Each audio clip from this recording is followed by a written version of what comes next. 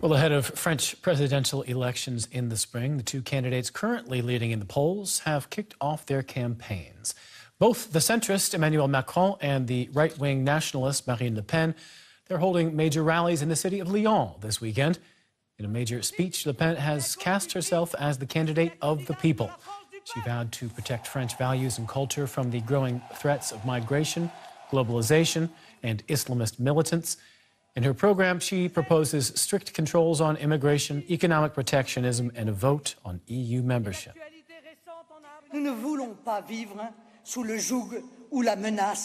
We do not want to be the slaves of Islamism. We do not want to be threatened by Islamism. They want to prohibit men and women from meeting in public places.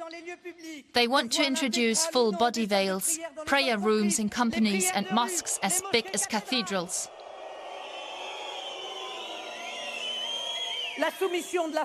They want the submission of women. No French citizen, no Republican could ever accept that. And no woman who values her dignity and freedom could accept that. Aucune femme attachée à sa dignité et à sa liberté ne peut l'accepter. Well, we have Lisa Lewis following events for us there in Lyon. Lisa, we understand Marine Le Pen has been focusing on patriotism, the fear of terror. What are some of the other key points of her agenda?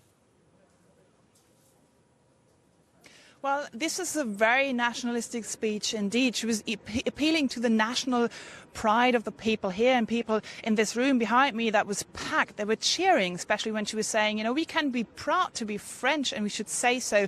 There were standing ovations for her, saying, they were yelling, you know, Marine Présidente, Marine for President, and On est chez nous.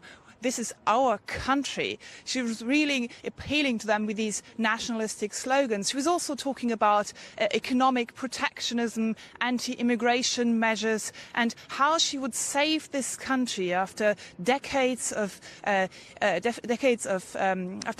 when traditional parties were in power and had ruined this party. So she was saying, we are at a crossroads. You need to vote for me now to save this country and to save this country for French people, really.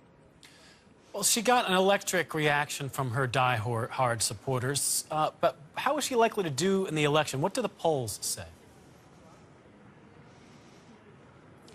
Polls are suggesting that she will get through to the second round of voting. She will probably come first in the first round of voting. But once she gets to that second round of voting, the decisive runoff vote, she won't be able to win whoever she faces. And that is why in her election manifesto that was published yesterday, she's trying to appeal to new voters, to elderly voters, to business people, to entrepreneurs, and attract them and to convince them they can vote for her. Although only one third of the French population is currently thinking that she has what it takes to become President of France. Let's talk about her opponents for a moment. Recent polls have seen Emmanuel Macron pulling ahead of the Conservative candidate, François Fillon.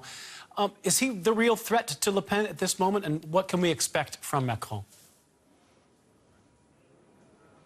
Emmanuel Macron is one of the big surprises of this election campaign. He's a so-called outsider. He's not affiliated to one of the mainstream parties, the Socialist Party or the Republican Party. He's created his own movement, left the government, and is now skyrocketing in the polls. So some polls are suggesting he's going to come third in the first round of voting, and some are saying he's even going to come second, and that would mean that he might face Marine Le Pen in the second round of voting. There's another surprise in this election campaign. That is François Fillon, the Republican candidate. He has been depicting himself as Mr. Clean, and yet he now has been caught up in a financial scandal. So Marine Le Pen and Emmanuel Macron are now speculating to capture some of the votes of people who are maybe disappointed with François Fillon. Certainly a lot of surprises in this presidential elections, and maybe more to come.